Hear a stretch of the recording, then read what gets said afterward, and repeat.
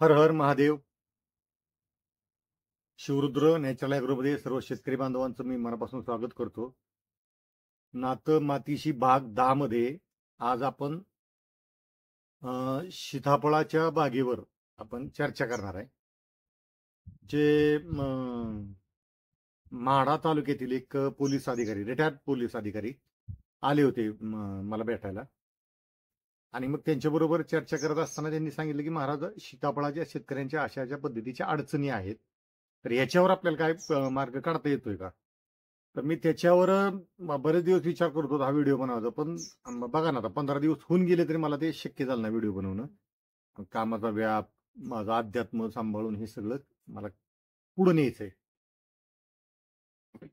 तर त्यांच्याबरोबर चर्चा करत असताना त्यांनी सांगितलं की काही समस्या सांगितल्या सीताफळातल्या.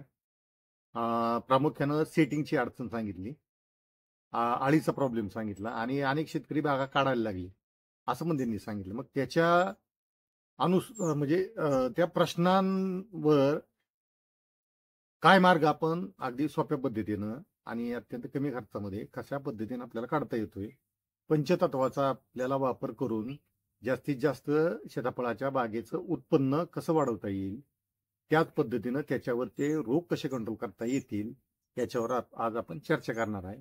त्याच पद्धतीनं काही पंचतत्वाची उदाहरणं सुद्धा मी आज या व्हिडिओच्या माध्यमातून तुमच्यापुढे देणार आहे. मित्रांनो, थोडासा व्हिडिओ म्हणजे जास्त वेळेचा होऊ शकतो, कारण सविस्तर जर चर्चा झाली तरच काही गोष्टी तुमच्या लक्षात येणार आहेत. आपला व्हिडिओ बनवण्याच्या पाठीमागचा उद्देशच हा आहे की जास्तीत जास्त नॉलेज शेतकऱ्यापर्यंत पोहोचावं, त्यांचं उत्पन्न वाढावं आणि पंचतत्वाचा बेस पकडून मी काही बागा डेव्हलप केलेल्या आहेत. फक्त पंचतत्वाचा वापर करूनच त्या बागेवर ट्रीटमेंट केलेली आहे.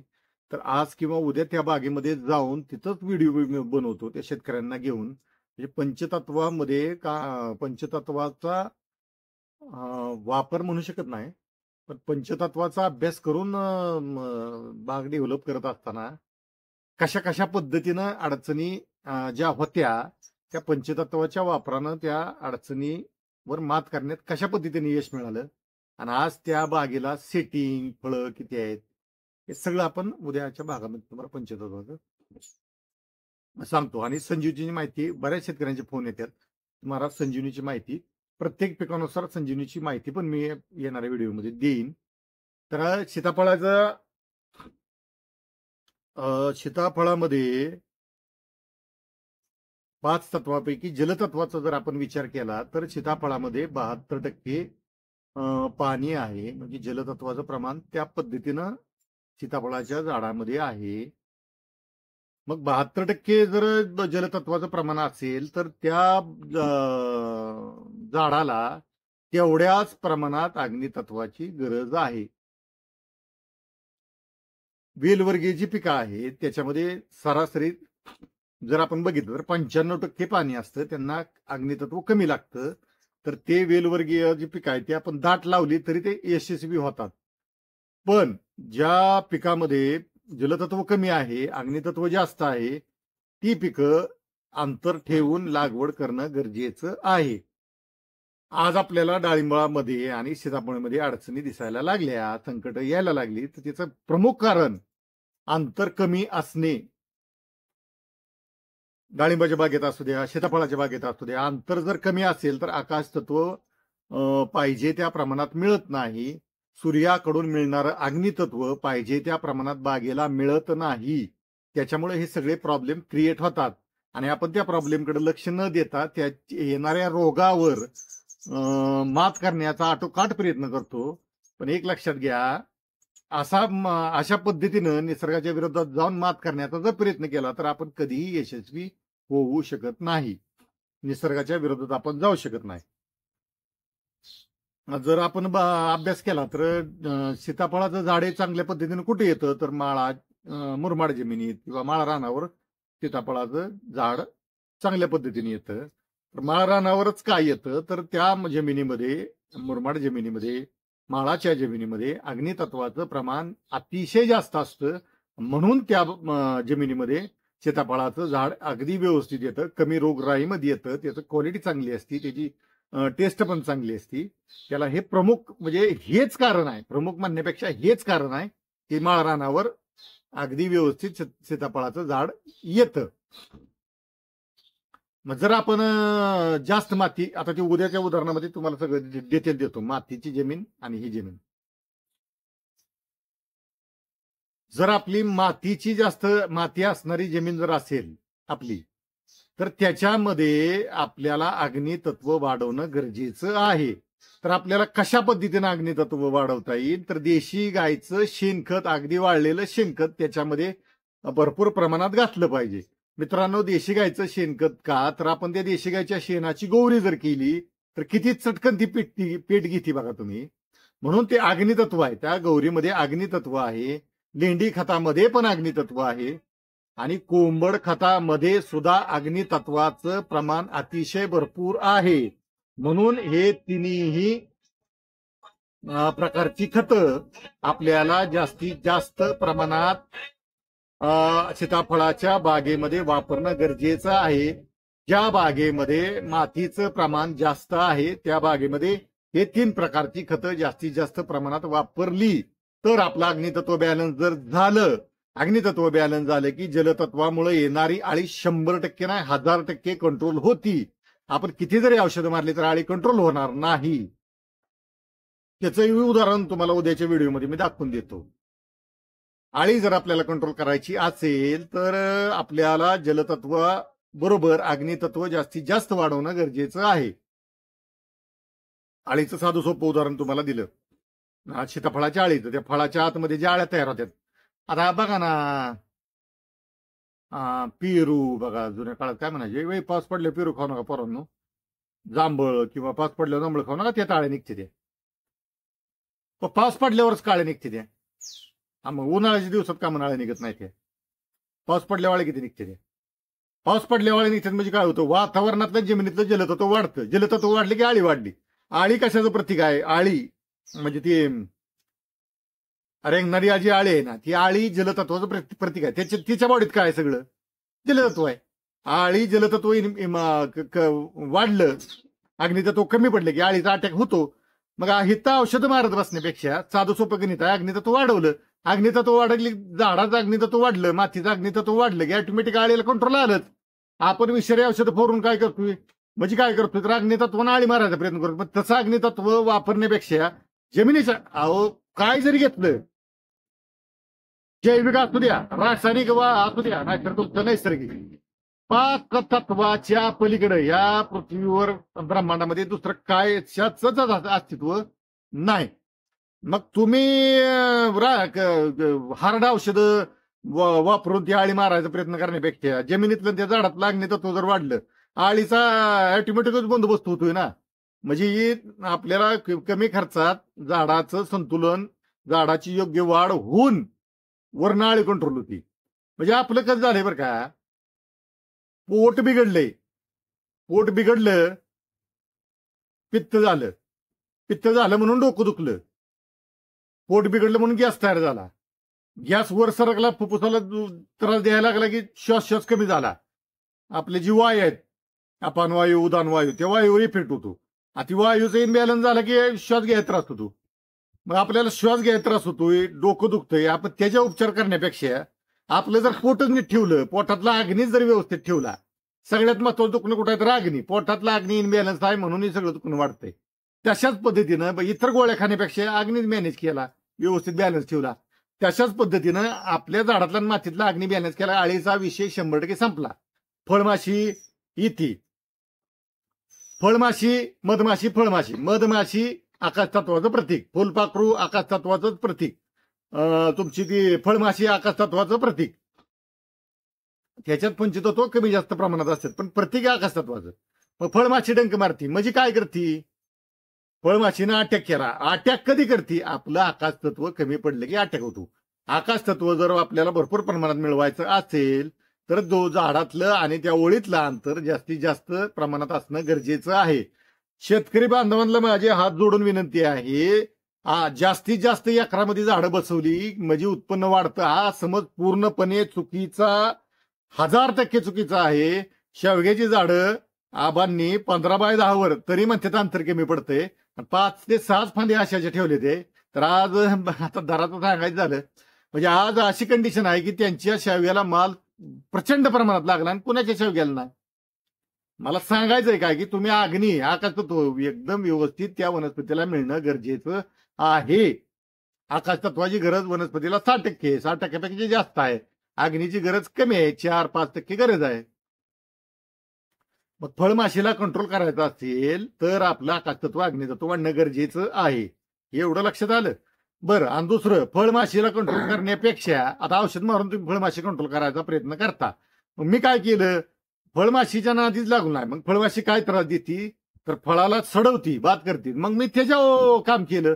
मग फळमाशी मारत बसण्यापेक्षा संजीवनी जर सोडली आपण तर ती फळमाशीनं डंक मारलेली जखमच भरून येते. आता शेवग्यामध्ये बघा फळमाशीचं प्रमाण जास्त आहे. आता संजीवनी सोडली का नाही ती डंक मारलेली जखमच भरून येते. शेंग मार्केटला जाते, जखम भरून पूर्ण येते, थोडासा डाग सुद्धा दिसत नाही. अगदी सुईच्या टोकासारखं दिसतं तर दिसत ते सुद्धा राहत नाही. शेंग लाल सुद्धा होत नाही. डाळिंबाला फळमाशी असतो, कुठल्या फळाला फळमाशी असतो ते सगळं कव्हर करते. म्हणजे मला सांगायचंय काय की जी गोष्ट आहे त्यावर संघर्ष करण्यापेक्षा त्याच्याशी जुळवून घेऊन जर आपण निसर्गाबरोबर जुळवून घेऊन जर शेती केली तर आपल्याला अडचण येणार नाही. फळमाशी महाराजांना नादात आपण मधमाशी घालून बसतोय. हो, मधमाशी संपली शेती संपली, लक्षात घ्या. मधमाशी ही एक नंबरचं प्रतीक आहे आकाशतत्वाचं. मधमाशी वरच सगळं निसर्ग अवलंबून आहे असं म्हणलं तरी वावगं ठरणार नाही. आता आळीचं, सीताफळातल्या आळीचं सांगितलं. सेटिंगचा एक प्रॉब्लेम मला त्यांनी सांगितलं होता. सेटिंगच महाराज होत नाही सीताफळाला. सीताफळाच्या झाडाला कळी काढणे. सीताफळाच्या झाडाला कळी काढणे म्हणजे आकाशतत्व बॅलन्स करणे. फुल, कुठल्याही वनस्पतीचं फुल हे आकाशतत्वाचं प्रतीक असतं. आकाशतत्व, अग्नितत्व, जलतत्व, 5 तत्वांची तर गरज 100%च आहे. पण ऊर्जा तयार करायला, ऊर्जा कुठल्याही प्रकारची ऊर्जा तयार करायला जास्तीत जास्त जलतत्वाची, अग्नितत्वाची जास्त गरज पडते. आपलं जलतत्व आणि अग्नितत्व बॅलन्स असते, कळी ऑटोमॅटिक 100% निघतीच.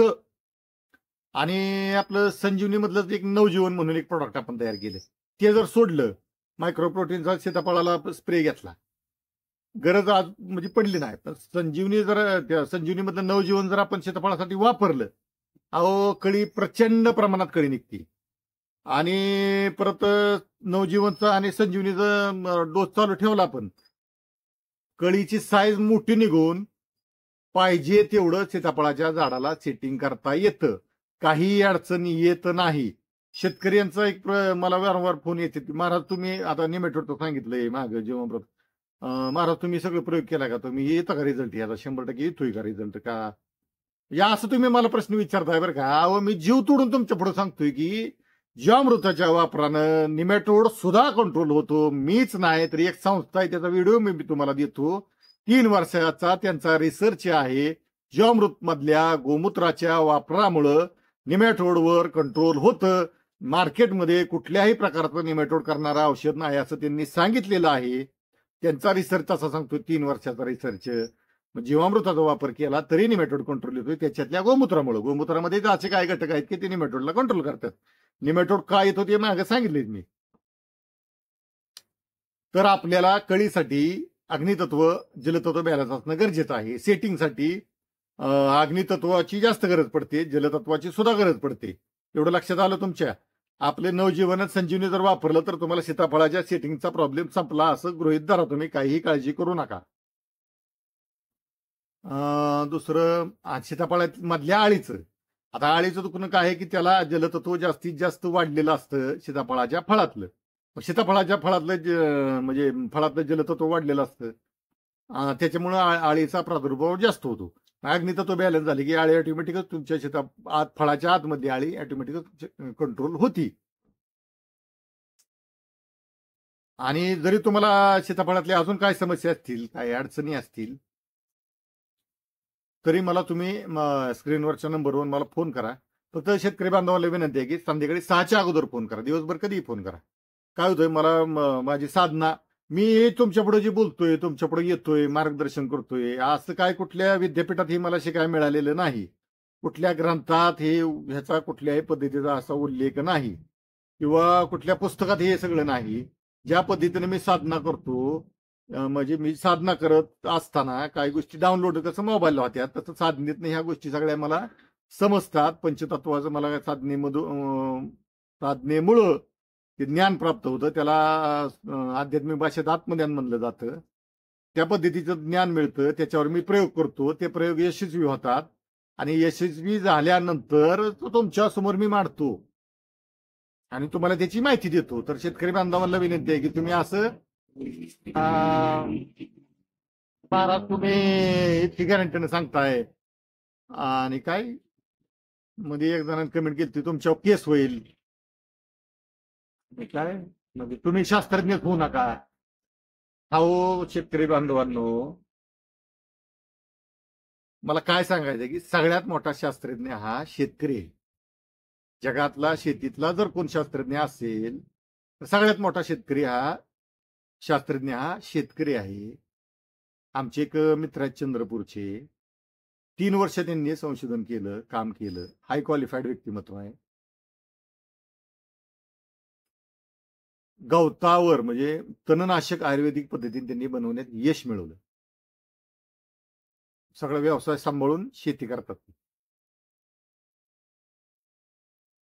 असे अनेक शेतकरी आहेत की त्यांनी शेतीमध्ये प्रचंड मोठं संशोधन केलेलं आहे, पण शेतकरी कॅमेऱ्याच्या समोर यायला तयार नाहीत. कुणी टीका केली, कुणी नावं ठेवली, कोणी वाईट बोललं तरी आमच्यासारख्याला काय म्हणजे फरक पडत नाही, कारण आम्ही साधना मार्गात असतो. कुणी कौतुक केलं तरी काय फरक पडत नाही, किंवा कुणी टीका टिप्पणी केली, कोणी वाईट बोललं तरी काय फरक पडत नाही. का तर ज्याच्या त्याच्या बुद्धीनं जो तो बोलत असतो, ज्याच्या त्याच्या अभ्यासानं जो तो बोलत असतो. त्यांचा जेवढा अभ्यास आहे तेवढंच ती बोलणार, माझा जेवढा अभ्यास आहे तेवढंच मी बोलणार. मी पंचतत्वाचं मार्गदर्शन करतोय, मला जेवढं ज्ञान आहे त्याचं मार्गदर्शन करतोय. अजून माझ्यापेक्षा एखादा साधक पंचतत्वाचं अजून चांगल्या प्रकारे सांगू शकतो. जगात सगळ्या प्रकारचं ज्ञान किंवा सगळंच ज्ञान एका व्यक्तीला असूच शकत नाही. आणि ज्ञान हे किती जरी जन्म घेतले तरी ज्ञान अपुरच पडत असतं घ्यायला. एवढं मोठं ज्ञानाचं भंडार आहे. सर्व प्रकारचं ज्ञान, सर्वच ज्ञान मला एकट्यालाच मिळालंय हा समज अतिशय चुकीचा आहे. तर सांगायचा उद्देश काय की आपले डोळे कायम उघडे ठेवले पाहिजेत. आपल्या अडचणी आपल्याला निसर्गाकडून येतात, ते अडचणी शिकण्यासाठी येतात. आता जास्त जर डीपमध्ये सांगायचं म्हणलं तर तुम्ही म्हणसाल महाराज तुम्ही काहीतरीच सांगायला लागलाय.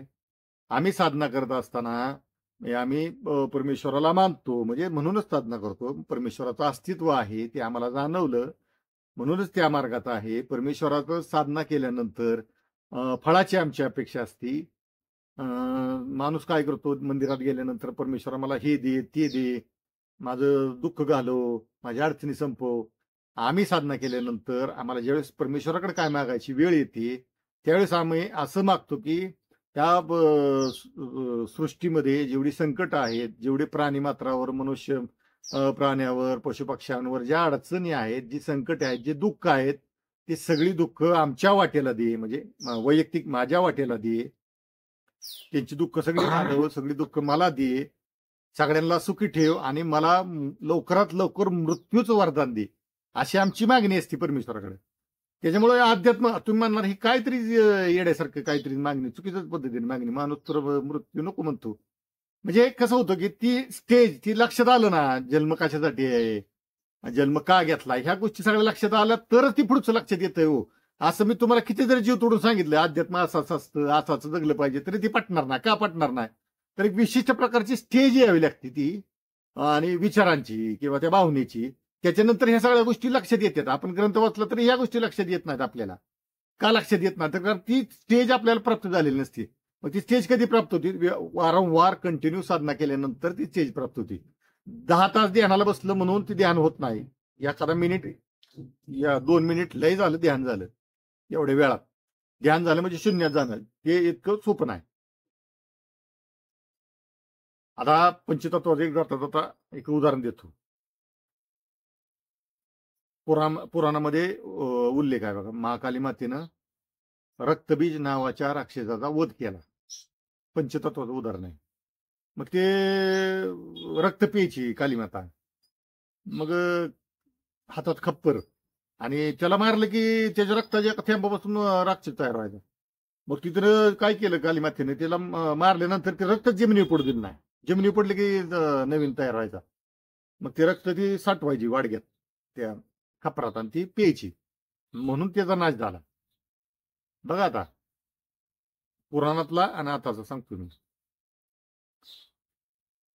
म्हणजे त्याला मारलं की तिचं रक्त सांडलं की ती दुसरा राक्षस तयार व्हायचा, जमिनीवर रक्त सांडलं की पडले. आणि आता बघा एक मासा आहे, काय जेलीफिश का काय काय बरं तिचं नाव विसरून गेलो मी. ती मासा अमर आहे, म्हणजे ती मासा जेलीफिश सारखा, त्याला असं चाकून कट केलं, 2 तुकडे केले की दुसरा तुकडा सेपरेट आणि पहिला तुकडा सेपरेट, 4 तुकडे करा, 10 तुकडे करा, काय काय करायचं ती करा, ती मरतच नाही. त्याचा तुकडा सेपरेट होऊन ती लगेच म्हणजे नवीनच जीव तयार झाला त्याचा. एखादं 2 लगेच तयार झालं, 4 लगेच तयार झालं, तुकडा केला की, म्हणजे ती मरत नाही. बघा ती का मरत नाही, तर ती 5 तत्वापैकी एका तत्वापासून तयार झाला. ती जी मासा आहे का नाही, 5 तत्वापैकी एका तत्वापासून तयार झाला, म्हणून ती मरत नाही. तसंच तो जो राक्षस आहे रक्तबीज नावाचा, तो फक्त एका तत्वापासून तयार झाला होता. म्हणजे कुठं उल्लेख नाही बरं का, मी सांगतोय म्हणजे माझ्या अभ्यासाने मी सांगतोय की तो राक्षस जलतत्वापासून तयार झाला असावा. म्हणजे जल अग्नी, पण त्याचं प्रमाण जास्त जलतत्वाचं असावं. त्यामुळे ती जमिनीवर जर पडलं पृथ्वी तत्वात की ते लगेच तयार व्हायचं. पृथ्वी तत्वातनच काय म्हणू आपण, ते एका दाण्यात 1000 दाणे कुठं नव्हत्या, तर पृथ्वी तत्वातनं, म्हणजे पृथ्वी तत्व त्याला मिळालं की ती एकाच लगेच दुसरा तयार व्हायचा. हे सगळं पंचतत्वाचाच खेळ आहे. कुठलीही गोष्ट घ्या, सगळी पंचतत्वाची खेळ आहे. आपण जर पंचतत्वाचा थोडासा अगदी थोडासा अभ्यास केला शेतीच्या बाबतीत पंचतत्वाचा, आणि सगळ्यात मोठं चूक काय होती बरं का, म्हणजे मी फिरतोय तर माझ्या असं लक्षात येतंय, वॉटर मॅनेजमेंट 90 ते 95% शेतकऱ्यांची चुकती. आता तुम्ही म्हणसाल महाराज आम्ही तर अनेक वर्षापासून शेती करतो. लक्षात घ्या भावांनो, म्हणजे माझा उद्देश तुम्हाला जागा करायचा आहे. म्हणजे मी लय हुशार आहे ना तुमचा अभ्यास कमी आहे असं मला सांगायचं नाही. अनेक गोष्टी मी शेतकऱ्यांकडून शिकलोय, तुमच्या माहिती सांगतो.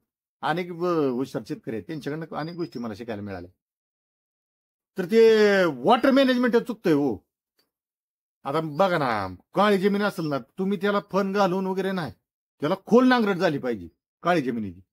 आता खोल जर नांगरट झाली का ना, भुसभुशीतपणा, अग्नितत्व सगळं बॅलन्स होतंय हो. मग हे आपल्या शरीराचं असतो द्या. आता उदाहरण देतोय बरं का, माझ्याकडे गिरगाय येत्या, सगळी मिळून 5 आहेत, तर एक 3-4 महिन्याचं पिल्लू आहे वासरू, 3 महिन्याचं असेल, 2.5-3 महिन्याचं. लंपीचा अटॅक झाला त्याच्यावर.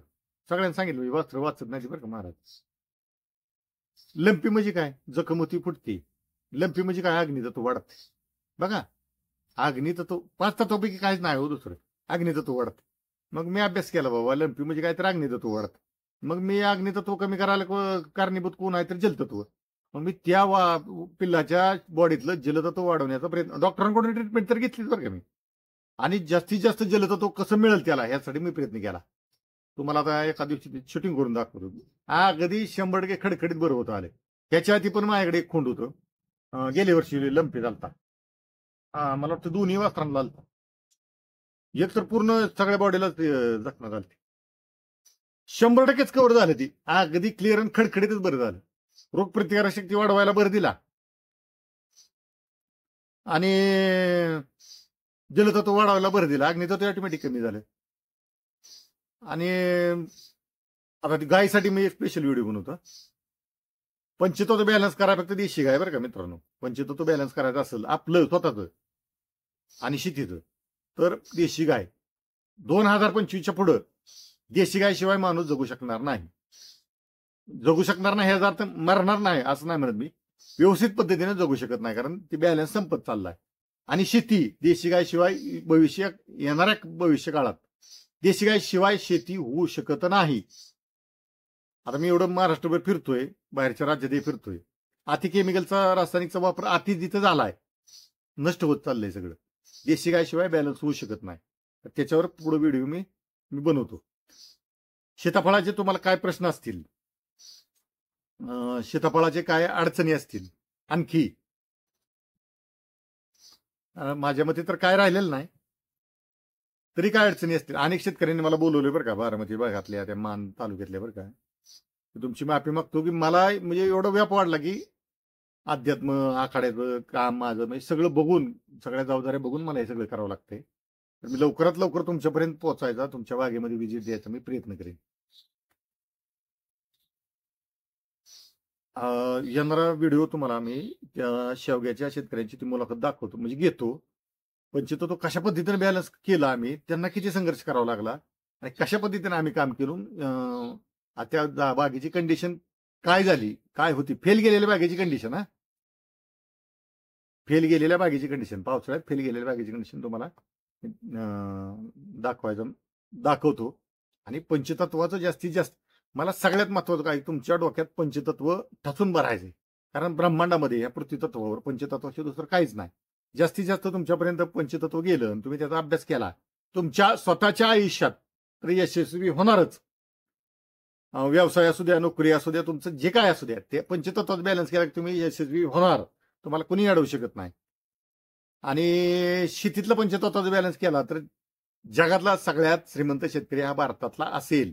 येणारा काळ भारतासाठी 2025 नंतरचा संकट तर आहेतच, पण त्याचबरोबर अनेक प्रकारच्या संधी या भारताला मिळणार आहेत.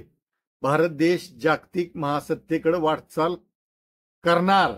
त्या पद्धतीनं आपल्याला सगळ्यांना एकत्र येऊन आपला देश, अगोदर तर जागतिक महासत्ता होताच, पण आता सुद्धा त्या दिशेनं वाटचाल करायला लागलेला आहे. या बाबतीत शेती जर सोडून दिली आणि कंपन्यांच्या जेव्हा महासत्ता देश होईल, हा भ्रम आहे, असं होणार नाही. शेतकऱ्यांशिवाय हा देश महासत्ता होऊ शकत नाही. शेतीला चांगले दिवस येतील आणि येणारच आहेत. कारण येणारा काळ कसं असतं, निसर्ग नेहमी बॅलन्स करत असतो. आपल्याला जरी बॅलन्स जमला नाही तर निसर्ग हा बॅलन्स करतच असतो. शेतकरी बांधवांनी खचून न जाता, एखाद्या पिकात अडचण आली त्याच्यावर अभ्यास करा. संकट तर येणारच आहेत. संकटाशिवाय परमेश्वराची भेट घडत नाही, संकटाशिवाय यश मिळत नाही. खचून न जाता अगदी धैर्यानं तुम्हाला मी म्हणले का ना, पाठीमागच्या व्हिडिओमध्ये सांगितलं, तुम्हाला अडचणी आहेत ना, मला फोन करा, मला बोलवा. तुमच्या प्लॉटमध्ये मी येतो, व्हिजिट करतो. तुम्हाला सीताफळाचं सांगितलं का नाही, मला वाईट वाटलं की मग अनेक शेतकरी बागा काढायला लागले. त्यांनी मला सांगितलं होतं बरं का त्या अधिकाऱ्यांनी. आणि परत मागच्या 5-6 दिवसात व्हिडिओ पण पाठवला की त्यांनी वाट बघितली असेल ना, महाराज व्हिडिओ काढतील सीताफळाचा. व्यापामुळे माझं ते राहून गेलं. तर मी तुम्हाला शेतकरी बांधवांना सांगतो की तुम्हाला सीताफळाच्या बागेत कुठलीही अडचण असू द्या, तुमच्या त्या सीताफळातल्या बागेतल्या सेटिंगचा प्रॉब्लेम, इतर प्रॉब्लेम, मी 100% तुम्हाला घालवण्यासाठी मी मदत करतो. वेळ प्रसंगी 4 दिवस तुमच्या बागेत राहायची वेळ आली, मी स्वतः हातानं स्वयंपाक बनवून खातो. माझ्या गाडीमध्ये एक छोटंसं स्वयंपाकघरच आहे मी तयार केलेलं, त्यामुळे कुठेही मी राहू शकतो. मंदिरामध्ये मी राहून तुमच्या बागेत 4-8 दिवस मुक्काम करून तुमचं मार्गी लावूनच मी घरी येईन. मित्रांनो, मी चंद्रपूरला एका शेतकरी बांधवांच्या बागेत 1 महिना 8 दिवस राहिलो. त्यांनी माझ्याकडून आम्हाला वाटतं एक 17-18 एकर डाळिंबाची बाग होती, औषधं नेली. चर्चा झाल्यानंतर मी म्हणलं, साहेब मला इतक्याला मी येता येणार नाही, माझं अध्यात्माचं बाकीचं म्हणजे दुर्लक्ष होतं, म्हणजे तिकडं आल्यानंतर माझं ती साधना वगैरे बुडवल, अशामुळं कारणामुळं मग येऊ शकत नाही इतक्या लांब. त्यांनी 1 महिन्याची औषध नेली पण कळीच निघणार. तसं काय ते या म्हणले नव्हते. आता आपल्याकडनं एवढे औषधं नेली विश्वासानं, कळीच निघत नाही म्हणले. अहो, मी चंद्रपूरला गेलो गाडी घेऊन, 1 महिना 8 दिवस त्यांच्या बागेत राहिलो. अहो, 200-250-300 ग्रॅमची हिरवी फळं होती तर माझ्याकडे फूट आहेत. एवढी प्रचंड प्रमाणात कळी निघाली ना त्या बागेला. म्हणजे कसं होतं, जलतत्व मॅनेज होत नव्हतं. कसं आहे, संजीवनी वापरलं का नाही, तुमचं ते सगळं जे जुनं कन्सेप्ट असणार ते गळूनच पडतात. हो, सगळं बॅलन्सच करावं लागतंय ती, तरच ती सक्सेस होतंय. मग मी तिथं राहून सगळं ते व्यवस्थित केलं. आणि म्हणजे पाहुणा घरी आल्यानंतर कधी एकदा जाईल 2 दिवस राहिले हो असं माणसाला वाटतं. पण ते मला येऊच देत नव्हते. म्हणजे मी कुठल्या तरी अनोळखी माणसाकडे गेलोय असं मला वाटलंच नाही की माझ्याच घरातल्या कुठल्या तरी सदस्याकडे जाऊन राहिलोय महिनाभर. असंच मला तिथं वाटत होतं. म्हणजे इतकी ती माणसं पण मला चांगली भेटत गेली. म्हणजे सगळीच माणसं मला भेटणारी सगळीच चांगली माणसं भेटते. म्हणजे कसं होतं आपली भावना शुद्ध आहे हो. माझं म्हणणं काय की आता मला ज्ञान मिळालंय, मी काय मेल्यावर काय घेऊन जाणार आहे? ही कुठंतरी ज्ञानाचा योग्य पद्धतीने वापर झाला तर चांगलं होईल ना. आणि ह्याचा अनेक शेतकऱ्यांना फायदा व्हायला लागला हो. म्हणजे ही मी शेतकऱ्यांनी सांगितलं म्हणून मी मार्केटमध्ये हे व्हिडिओ तयार करून तुमच्यापर्यंत पोहोचायचा प्रयत्न केला. मग अनेक शेतकऱ्यांना फायदा झाला हो. अनेक शेतकरी मला फोन करून महाराज तुम्ही सांगितलेलं आम्ही औषधं तयार केली, वापरली आणि त्याचा एवढा आम्हाला फायदा झाला की गेलेल्या बागा, गेलेले असे प्लॉट आमचे प्रचंड प्रमाणात फायदा होऊन भरभराट झाला. अहो आता माझ्याकडे शेवग्याच्या जे बाग आहेत का नाही, 330 ते 350 रुपये दर मिळायला लागलाय शेतकऱ्यांना शेवग्याच्या. बरं आता माझं औषध समजा ती घेतात तर मग काय माझ्या औषधाचा दर वाढलाय का? जेवढ्याला ती संजीवनी शेवग्याची संजीवनी आहे तेवढ्याच किमतीला ती घेतात. पण कशाला जेवढा डाळिंबाला सुद्धा 330 रुपये 350 रुपये दर नाही, ती शेवग्याला आता मिळायला लागलाय माझ्याकडच्या अनेक शेतकऱ्यांना. बरं त्यांना पैसे मिळून म्हणजे त्यांना मिळतात पैसे शेवग्याचे बरं का. आणि माझ्याकडनं औषध घेतात त्याचे पैसे बघा, त्यांनी दुकानदाराकडे औषध नेली तरी त्यांना पैसे मिळणार आहेत. म्हणजे दुकानदाराला ती पैसे देऊनच औषध नेणार आहेत. माझ्याकडनं नेली तरी मला पैसे देऊनच ती औषधं खरेदी करणार आहेत. पण त्यात फरक आहे मित्रांनो, मला त्यांच्याकडून आशीर्वादच मिळतो. आता ह्यांच्याकडनं काय, आता ते जालना भागातले शेतकरी त्यांचे असंच होतं बघा. टोमॅटोचा प्लॉट गेलेला होता, सविस्तर त्यांची मुलाखत मी घेतो, नाही तर प्लॉट गेलेला होता पूर्ण, त्यांनी आशा सोडली होती. एका संजीवनीच्या जीवावर मला वाटतं 2080 रुपये जीवावर त्यांची पहिलाच तोडा खर्च निघून 50 का 70,000 रुपये शिल्लक राहिले पहिल्याच तोड्याला. नंतर 10-12 लाख रुपये झाले. नंतर काय माझा फोनच नाही व्यापामुळं. म्हणजे त्यांनी एका संजीवनी घेतली 2080 रुपये, पण त्यांना तेवढा फायदा. त्यांच्याकडनं मला आशीर्वाद आल्याशिवाय राहील का? अहो मित्रांनो, शेतीतच नाही, या गदा आशीर्वादाचा बॅलन्स वाढत जर गेला आपला तर आपल्याला नुसतं म्हणजे कर्मच करत राहायचंय. त्याचं फळ 10 पटीनं 100 पटीनं मिळत राहतंय. कर्म करणं म्हणजे धर्मयुक्त कर्म, चांगल्या पद्धतीचं कर्म. आता मला कुटुंब चालवायचंय, मग कर्म करणं गरजेचं आहे. मग कुटुंब चालवायचंय, मला पैशाची गरज आहे, म्हणजे मी चोऱ्या माऱ्या करून पैसे मिळवलं म्हणजे ते कर्मच झालं ना. चोरी करणं ही कर्मच आहे, पण ते धर्मयुक्त कर्म नाही. मग मी कष्ट करून शेतीत राबून जर मी ते पैसे कुटुंबासाठी मिळवलं तर ते धर्मयुक्त कर्म आहे. लक्षात आलं कर्मातला फरक? धर्मयुक्त कर्म केलं, आशीर्वादाचा बॅलन्स मिळाला, आयुष्यात कधीच काय कमी पडत नाही. तर आता ह्या सीताफळाच्या आणि पंचतत्वाची अध्यात्माची काय उदाहरणं झाली आपली. तर तुम्हाला जर काय अडचणी असतील तर स्क्रीनवर नंबर आहे, त्या नंबरवर फोन करा. तुमच्या अडचणींचं निवारण करायचं मी प्रामाणिकपणे नक्कीच प्रयत्न करेन. हर हर महादेव.